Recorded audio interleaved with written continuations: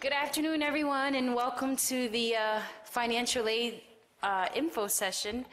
I'm sure you've had a jam-packed day full of all sorts of exciting things, but the bottom line is we have to pay for this education, so I'm sure that's, of course, on your mind as well. So we don't have a whole lot of time. It's actually already 2:20, so we have 25 minutes left in this session. So I'm going to spend 5 minutes max talking about the federal loan programs and just what services our office offers, and then we'll just open it up for Q&A because I'm sure you have a lot of questions that you want to ask. Oh, we'll also have Director Keller speak a little bit about financial aid over at the Bologna Center, and then we'll open it up for a Q&A. So our office is located right in this building. It's located on the 3rd floor. Many of you have already found us. We're in 314. We have 3 staff members, myself, Noemi Crespo. We have the Assistant Director of Financial Aid, who's here in the front, Meseret Bekele. And we also have Lynn Ang, who's upstairs waiting for you guys as soon as you walk out of here, because I'm sure you're going to go up there with tons of questions. We're open every day from 8 to 5, Monday through Friday. Most of you already have our contact info, but that's available upstairs if you need our cards. We are direct lending institutions, which means all of your federal loans will go through the direct lending program.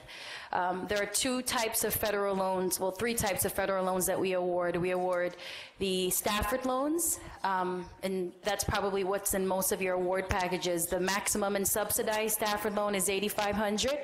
The maximum and unsubsidized is $12,000. The difference between the 2 is that the government pays the interest on the $8,500 while you're in school. The $12,000, the interest accrues, and you have the options of paying the interest while you're in school. The 3rd type of loan is the Grad Plus loan. The Grad Plus loan allows you to borrow up to the cost of attendance minus any other aid that you receive. It's similar to the unsubsidized loan in that it accrues interest while you're in school. The interest rate on the Grad Plus loan is 7.9%, and on the Staffords, if I didn't mention, is 6.8%. There is a credit check associated with the Grad Plus loan. It's what they call a soft credit check. They're only checking to make sure that you have no past default on any other federal loan and that you don't have any delinquent accounts. So most of our students don't have any problem in that area. Occasionally we do. You can add a U.S. cosigner if you have any issues with the Grad Plus loan. The services our office provides, we of course assist you in the entire financial aid process. We're here to counsel you. You can schedule appointments with us if you need to discuss your specific financial aid situation, questions about loan counseling and just what repayment looks like once you graduate with, X amount of dollars in debt. We offer that in the office. We also notify you of named fellowships as they become available. Every year we have a certain number of organizations that award our students fellowships, so we'll email you during the year and let you know when these fellowship opportunities come about. We also certify any private loans for any international students here that borrow private loans. Most of them require school certification. Our office would also certify loans for you as well. So quickly, what you should be doing now, if you are a U.S. citizen and you haven't done so already, or a permanent resident and you haven't completed the FAFSA, you want to make sure you complete the FAFSA, because if you didn't receive any federal loans on your award package, it's because we probably didn't get the FAFSA yet, so you want to make sure you're doing that. If you have already made the decision to come to SAIS, which we hope you will, you want to make sure you sign your award letter.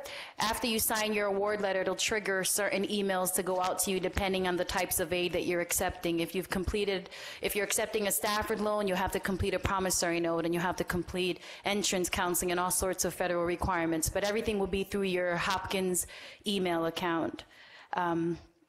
So I'm going to stop there. There's other things, but I want to give you times for questions, and I'm going to hand it over to Director Keller, who will talk a little bit about financial aid over at the Bologna Center.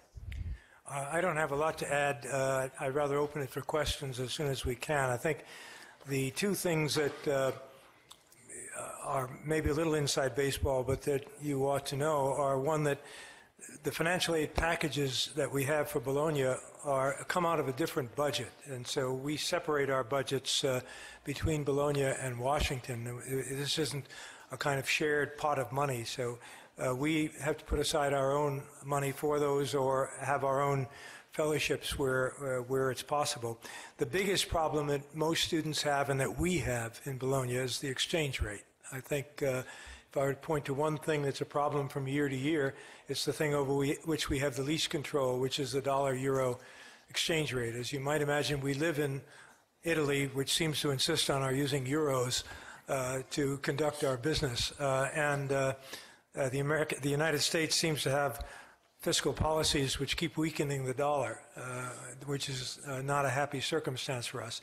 What we try to do is damp that, so that one of the things we do right at this time of year, when we've made an offer to students, is we have guaranteed the exchange rate at today's market value. If it gets worse, you are not, that's not a problem for you. We will honor the exchange rate that exists now. If it gets better, you get the advantage of that. In other words, we don't lock you into a worse exchange rate than what prevails at any time.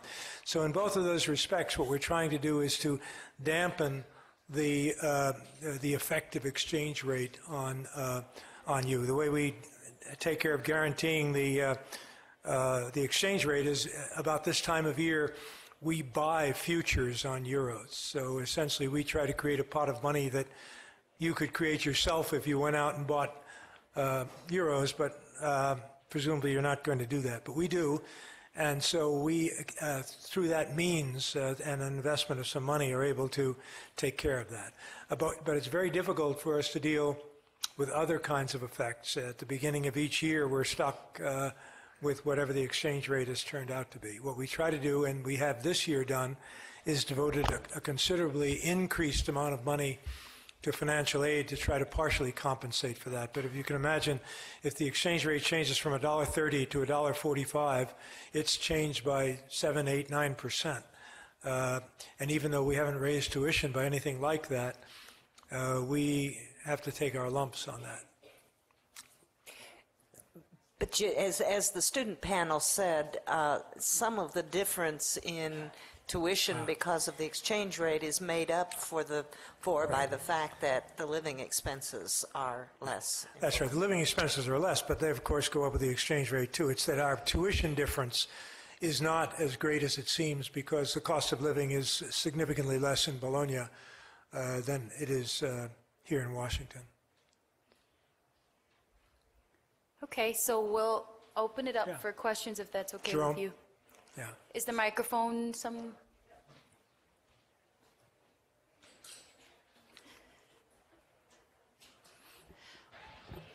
Hi, I was admitted to the Bologna campus, and I was just wondering if you could tell me about any student employment opportunities. Yes, we make available student employment opportunities on the campus, in the library, at the front desk.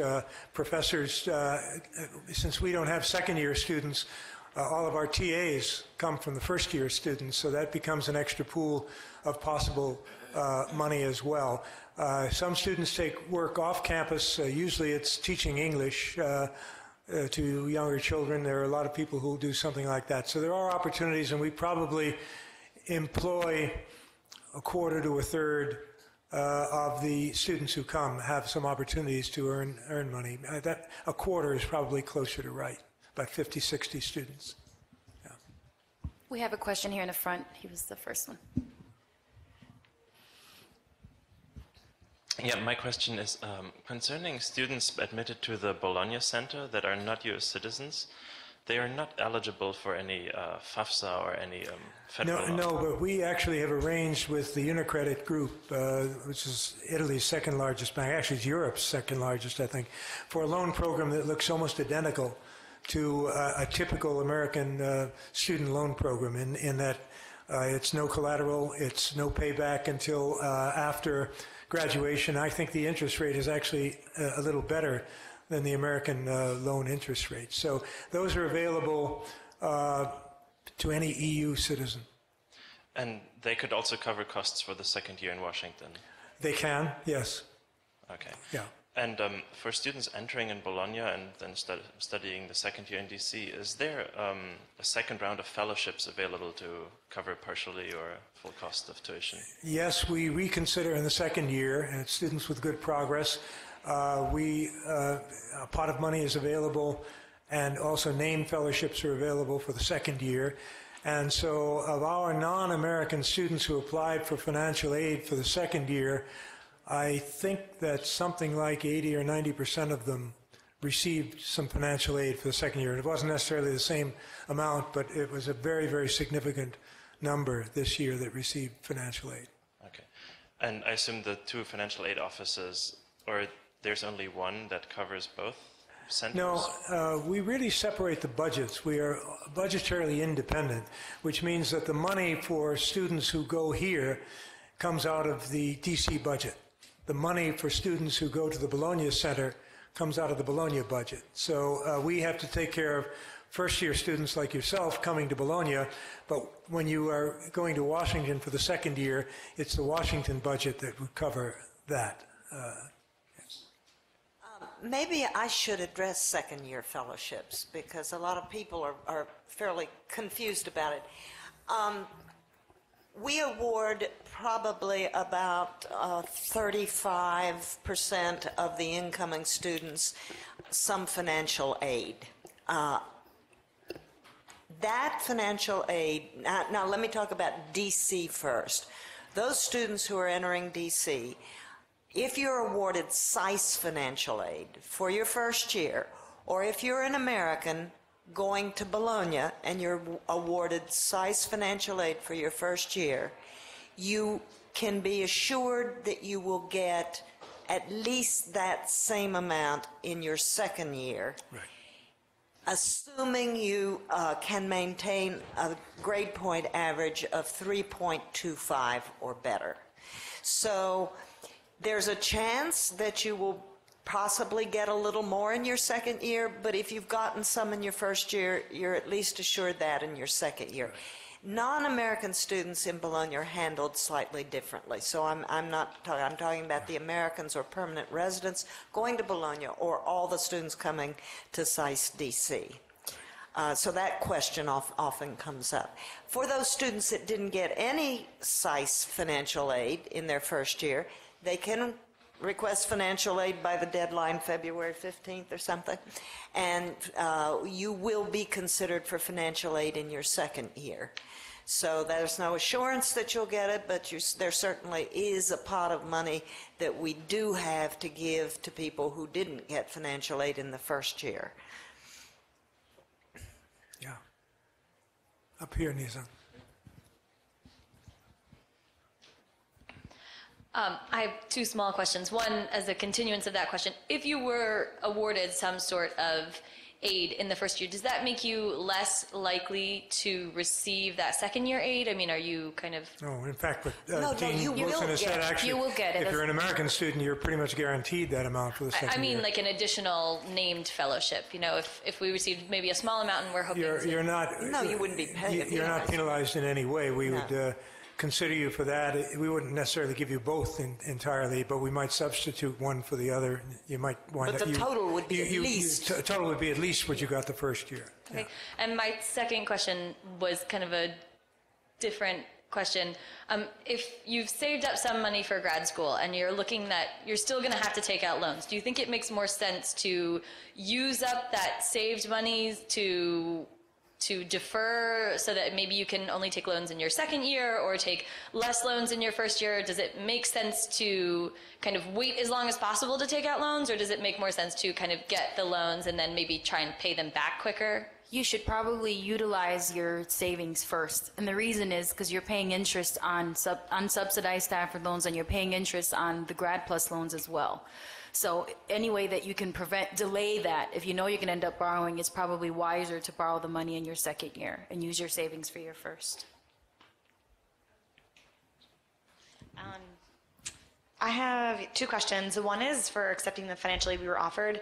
You said you had to sign the letter, or can you also, because I remember when I went on the JHED webpage, you click I accept this. Is that the same thing? No, you can't accept the aid online. If you tried, it wouldn't allow you to accept it. You have okay. to submit a signed form. Okay, and what if we don't have that form anymore? Stop by our office. We'll get it to you. Okay. And you might have covered this before I arrived, but does The Grad Plus loan, does that cover your living expenses, or do you have to take out that for?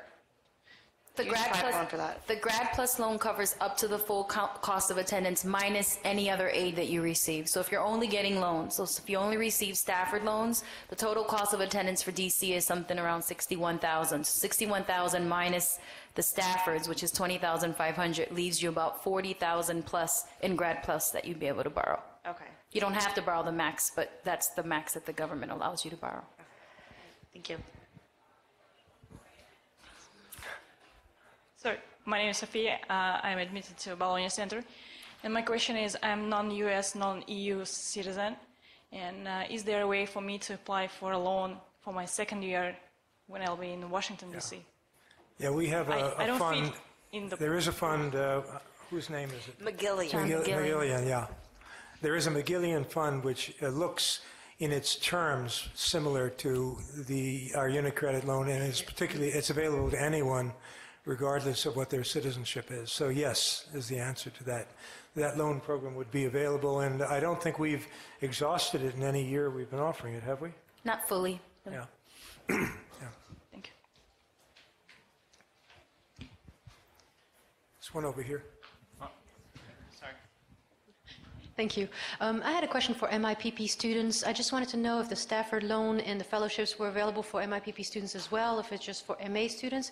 And then the second part question would be for unconventional ways of maybe earning money. You mentioned TA, but if somebody has the opportunity of bringing in people of interest, prime ministers, foreign ministers, who would be, doing a panel or a discussion here at SAIS, would this be ways of earning maybe a facilitation fee or something like that? So are there other ways of earning money while you're doing your studies? And then do these loans also apply for MIPP students? Well, the loans apply to MIPP students, so that's not a problem. But fellowships don't, because part of the rationale of a mid-career program is that these people are coming from careers that they're, currently earning money.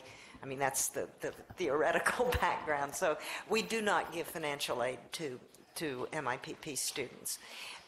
In terms of earning money, we don't pay people to bring in speakers. Normally, our speakers, we do not pay speakers at all, so we wouldn't be paying people to get the speakers.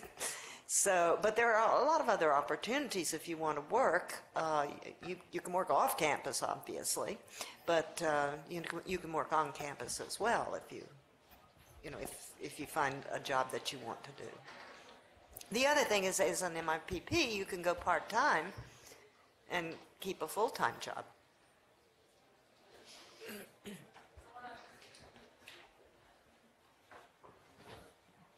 Hi, I was wondering if you could talk a little more about the work opportunities on campus in DC, what those are. Sure. A lot of our students work in the student affairs offices. So the admissions office will hire students, career services, the library will hire students as well, and some of the other offices as well. Lisa Khan will post jobs on SAIS Works. Is that what it's called? I believe it's SAIS Works. SAIS Works is the career services. Right, I think right. they do, Yeah. She does post, and she's a director for student life, and she will work with the Career Services Office to post some of these on-campus job opportunities. Yeah, the biggest employer in Bologna would be the library. If you speak Italian, you can get a job at the front desk, and that's fairly big. The student offices have, most of the administrative offices will have at least one or a couple of students working at it. And that total is what I said adds up to 40 or 50 students out of the 200 who would find on-campus work opportunities. And then there might be another 30 or 40 finding things around town. For example, one of the little private schools wants people to come in to just offer lectures, any kind of lecture to their high school students in English. You don't even have to know Italian. They're interested because the Italian school system wants to have more exposure to English and having students come in so you can develop your own course. And there are some students who are doing that in Bologna at the moment.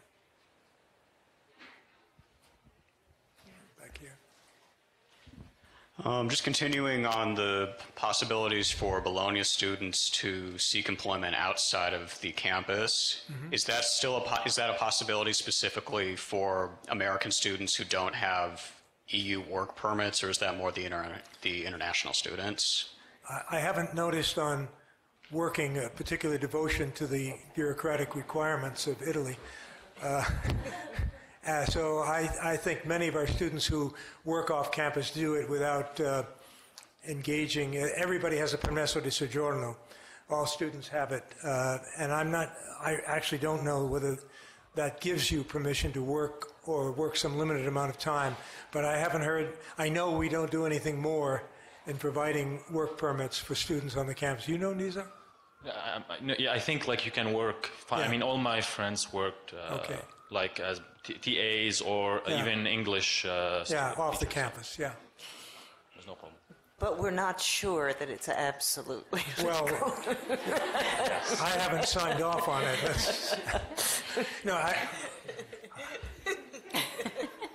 I won't. There's a phrase, sto zitto, in Italian. Shut up.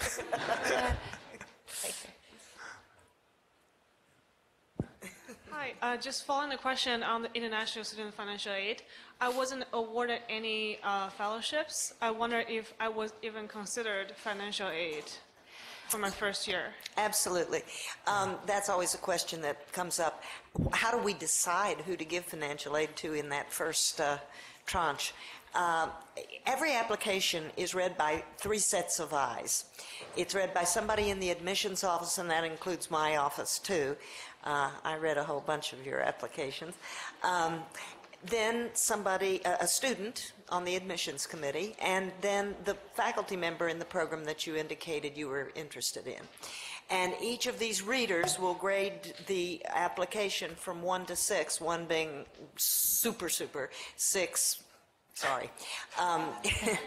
And those scores, those 3 scores are then normalized so that no one is penalized from having gotten 3 really hard graders and 3 really nice ones like me. So they're normalized, and then that's how the list is organized that we admit students from. So we know how many students we can admit, expecting that some of you will be foolish enough to go somewhere else. We do take that into account. We know how many we will admit. We take them straight down the list from the scores that they have gotten in the reading. Once we have our admit list, then we take out those students who didn't request financial aid, and we award financial aid in the order of the quality of the applicant as determined by these scores. And international students are treated absolutely no differently than American students. You are evaluated in the process in the same way. I was just wondering, was I considered a need-based financial aid? Because I know for sure that I was considered for fellowships, merit-based fellowships, but I didn't get to file anything for my financial situation or any need-based financial aid. We assume that as graduate students, each of you is financially independent from your families. And if you tell us on your application that you require financial aid, we take you at your word. So we're not, it'd be very, very difficult for us to investigate each single applicant to try to figure out, well, indeed, do you have did you hide some money under the mattress or whatever? We have to take you at your word. We do not grant financial aid to anyone who didn't request it. So to that extent, we are trying to consider need. They do it differently, so why don't you... It's just it's a small difference, but American law makes you independent at a certain age, and we really can't even request need information for... you can't, that is, you can request need for the individual, but you can't ask them what their parents make, for example. In the non-Americans, actually, we do ask them to provide data on need, and the need is an increment in the consideration. In other words, the basic system is still the merit system, but as we choose the level of award, as we're going through the system, we take into account in a kind of qualitative way people who have enormous need, people who have only a very relatively small amount of need, and we don't investigate, but we do take into account the assertions they've made about need and also the information they've supplied about their own savings and family savings to try to introduce need. But the primary measure is the merit measure.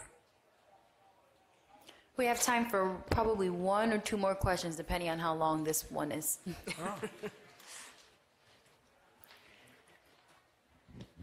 Hi, good afternoon. My name is Nicolette Maunganize.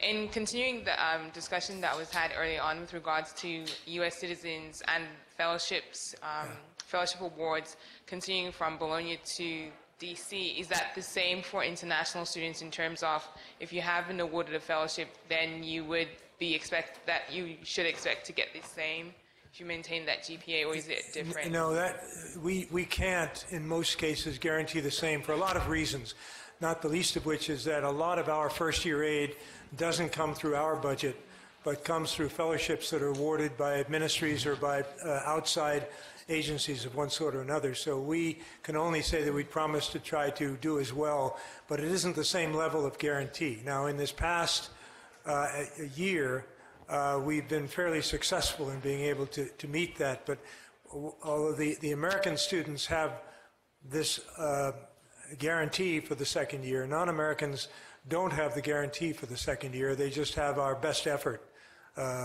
idea, because the pots of money are coming from different places. Are you D.C. or Bologna? Bologna, Yeah. okay. So well, let me stop there unless you have a follow-up on that. Yeah. Okay. Okay, I think our time is up, and Career Services is here. So, like I said, our office is located on the 3rd floor, 314, and we're here till 5 today. So if you want to stop by, you're more than welcome to stop by. Thank you for coming.